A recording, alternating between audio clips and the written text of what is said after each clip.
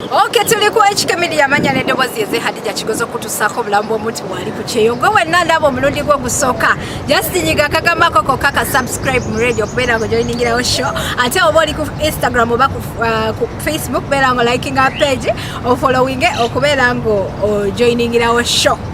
bena message nga bulijjo ate ngebera ya tusedda nabadde ndi awo bambi mvubuka nasirikira message nangama nti Hadija ala simanyi bino na ngeri je bitandika naye nga ate mwena abalaba show yange njagala mujje ate tubere nga tuwo omwana na magezi so agamati ndi muwalaini mazeye emyaka 3 nga nkola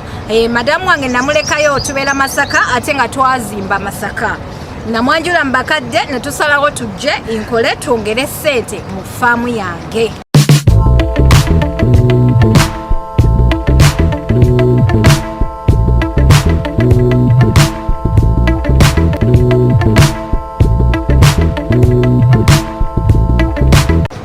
Tuina faamu tuli balunzi ate nga tuli balimi naye twasalawo nze nzije ne madamu oluvanyuma nzireye Kampala nga tumaze okwongerako ku faamu yange. Naye ekizibu kye nnina essaawa eno maze kati emyezi 6 esiba nnyimiridde sisobola yadde okukkakkana ate bwe ngezaako okufuna girlfriend omulala ebintu bino tebikola so kati ndi scared. Simanyi oba omukyala yandoga, simanyi oba nze ndiko obuzibu wabulanga ngezaako okwekolako ng'omusajja nenekwasaganya naye ate era olumala wayitawo akaseera katono era nenziramu nenkola ki nenyimirira wenkaluubiriddwa waawano madamu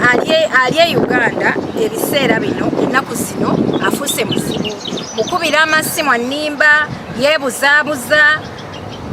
olumwa ngamba nti amasanyalaze tekuli naye neevaamu nengamba kambagulire sola awaka ne sola negiteekayo naye era still omukyala Hadija ansobedde stress gye nnina ya mulimu nti omulimu gwange guli mu lusuubo olwa stress gye nnina n'ebintuukako ate nga nkolera mu private company. Madamu wange mukama wange yasiibawo ate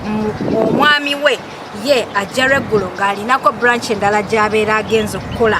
so kati tusiibawo nze ne madamu wabula ekizibu kye nnina ekyokuyimirira olumu mba sisobola na kutuula yadde okuyimirira nga mpulira nnina ensonyi. Omulimu gwange guli mu lusuubo ate nga n'amaka gange mpulira gali mu lusuubo so kati simanyi kyakukola stress empitiriddeko enzireyo e Kampala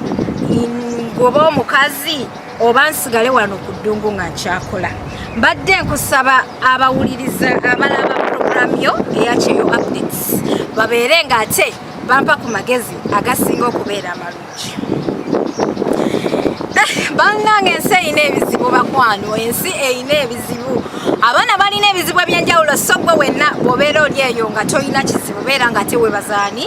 weebaza Katonda. Bannaye abakyala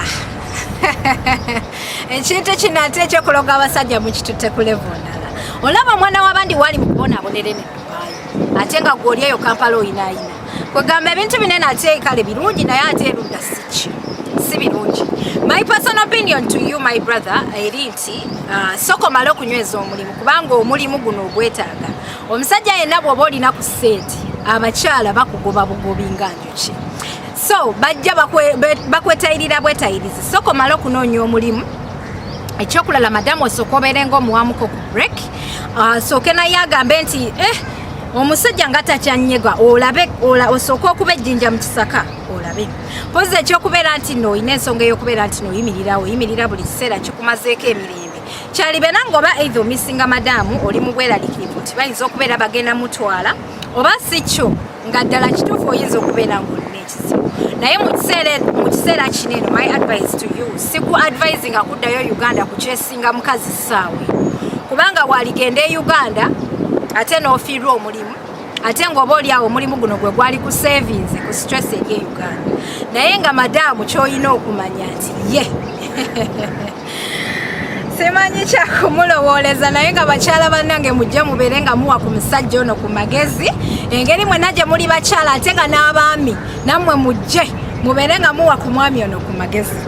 So when nalaba share ngebera ngo nyiga kagambako ka subscribe koka mu radio kubera ngo joiningirawo show ate oba oli ku Facebook oba ku Instagram bera ngo liking a page o following okubera ngo joininga show. Poza ati abali mukata mbatubiddeko nnyo wabula obeera oli mukata ng'oli mukyala ng'oli mulungi ng'okola ng'olina omulimu ate ng'olina akabina kanene. Tafaayo ku kyakala, tafaayo ku kyaddiini, beera ng'okubira ku mwami ono ku ssimu anoonya mubeezi akwagala ng'olina akabina kanene ng'obeera mukata ng'oli wa live out ate ng'olina empisa nnungi nnyo poza ate n'ekirala okukola. Okitegeera pozi neyanzanyo mwenda abalaba shows zange mwenda abalabira ku Facebook, ku Instagram, ku YouTube mwena abansupportiza okuviira ddala gye natandikira. Mbeera HK Media Hadija Kigozi subscribing.